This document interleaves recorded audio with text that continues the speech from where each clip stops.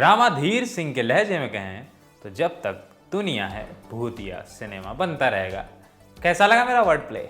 जानकारी के लिए बता दें, सिर्फ हम लोग ही वर्ड प्ले नहीं करते, सिनेमा वाले भी करते हैं। इसी भूतिया शब्द क्रीड़ा से गुजर कर एक फिल्म का नाम पड़ा फोन भूत। सही पकड़े हैं, भूत नहीं भूत। और अब यह फिल्म सिनेमाघरों में रिलीज हो चुकी है। कैसी है ये हॉरर कॉमेडी?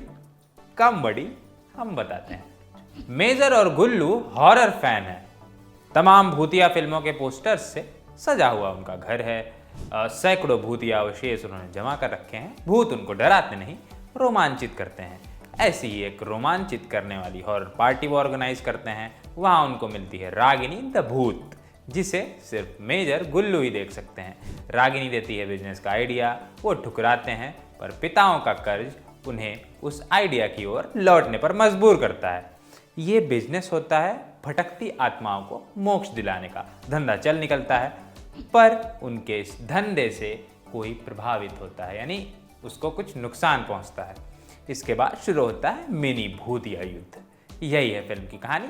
और भी कुछ एलिमेंट्स हैं, पर वो जानने के लिए आपको फिल्म देखनी पड़ेगी। कॉमेडी कई तरीके की होती है, उनमें से कुछ तरीकों को यहाँ इस्तेमाल किया गया है। संवाद से उपजने वाली और सिचुएशन से उपजने वाली कॉमेडी, और इसमें लगाया गया है हॉरर का तड़का। आप सोच रहे होंगे कि सही वाक्य होना चाहिए, हॉरर में कॉमेडी का तड़का लगाया गया है, पर यही मैं आपसे अलग सोच रहा हूँ। इस फिल्म में पहले आती है कॉमेडी, फिर आता है उस पर हॉरर का तड़का। हालांकि ये फिल्म की कोई बड़ी समस्या नहीं है।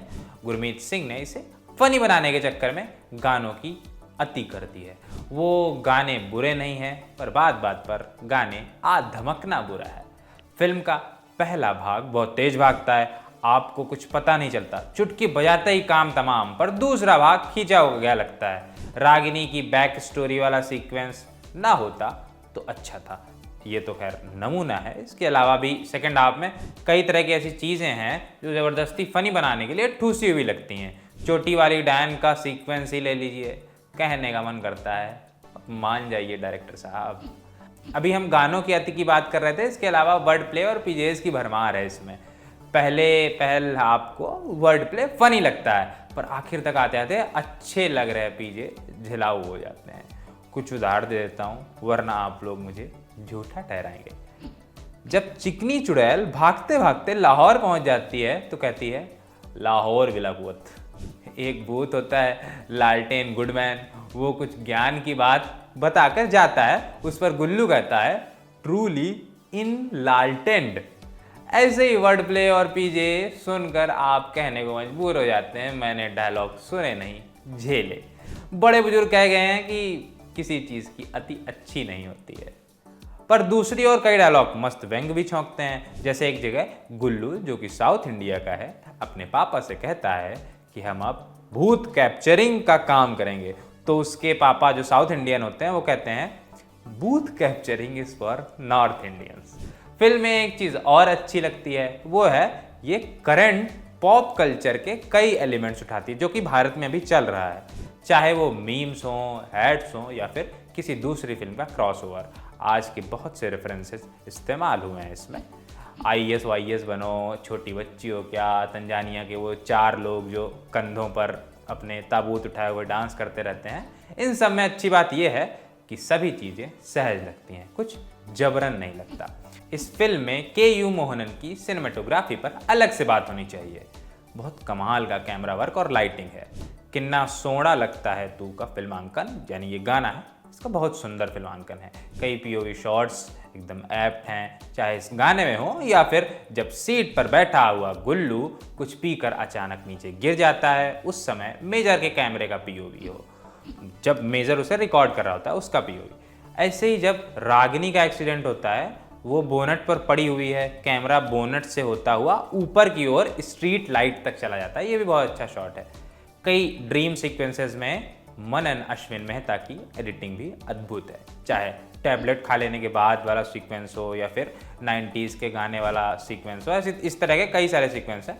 मैंने बहुत दिनों बाद किसी भारतीय फिल्म में इतने सधे हुए विजुअल इफेक्ट्स देखे हैं। कहीं पर भी आंखों को चुभते नहीं हैं VFX, पूरी तरह से परिस्थितियों को जस्टिफाई करते हैं। टेक्निकल डिपार्टमेंट में बहुत बढ़िया काम हुआ है। चाहे साउंड इफेक्ट्स में फोली का काम हो, डीआई का काम हो या फिर बीजीएम का काम हो, मज़ा आ गया। अब हर तारीफ के लिए उदाहरण दे पाना संभव नहीं है, इसके लिए मित्रों आपको फिल्म देखकर आनी पड़ेगी। मेजर के रोल में सिद्धांत चतुर्वेदी ने जो चाहिए था बस वही किया है, ना ही कम ना ही ज्यादा, क्योंकि उनका कैरेक्टर ऐसा है जो संवाद के साथ देह भाषा से भी कॉमेडी करता है। उनके साथ ओवर एक्टिंग का खतरा था, पर उन्होंने बहुत सधे तरीके से मेजर के किरदार को अंजाम तक पहुंचाया है। गुल्लू के रोल में ईशान खट्टर का काम खट से दिल पर लगता है, वो कॉमेडी भी करते हैं, उसी के साथ साथ मासूम भी लगते हैं, दोनों में एफर्टलेस।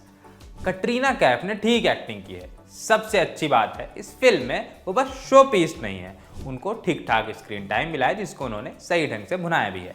जैकी श्रॉफ ने भी तांत्रिक के किरदार में एक अनुभवी अभिनेता के जैसा काम किया है। ऐसा ही आप शिवा चड्ढा के लिए भी कह सकते हैं। चिकनी चुड़ैल के रोल में उन्होंने एक्सप्रेशन के साथ जो खेला है वो देखकर एक सिनेमाई सुख मिलता है। कुल मिलाकर फन फिल्म है, पर अति के चक्कर में अनफनी भी हो गई है। क्लाइमैक्स पर और ज़्यादा काम किया जा सकता था। वीकेंड पर एक बार जाकर देख सकते हैं, और भयंकर वर्ड प्ले और झेलाऊ पीजेस के लिए तैयार होकर जाइएगा। आज की रिव्यू में इतना ही। मैं था अनुभव और आप देख रहे थे ललन टॉप सिनेमा, और कैमरे के पीछे मेरे साथी थे जतिन।